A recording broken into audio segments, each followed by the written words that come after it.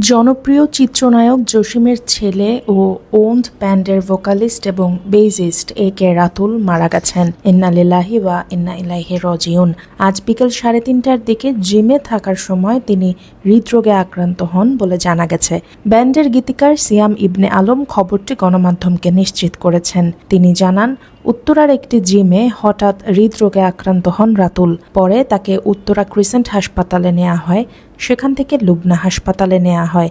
ঘণ্টাখানেক আগে তাকে মৃত ঘোষণা করেন চিকিৎসকরা। রাতুল ও তার ব্যান্ড ওন্ড বাংলাদেশের মিউজিক ইন্ডাস্ট্রিতে এক ভিন্ন যাত্রা শুরু করে। 2014 সালে তাদের প্রথম অ্যালবাম 1 এবং 2017 সালে দ্বিতীয় অ্যালবাম 2 মুক্তির পর রাতুলের ওন্ড ব্যান্ডটি ব্যাপক জনপ্রিয়তা অর্জন করেছে।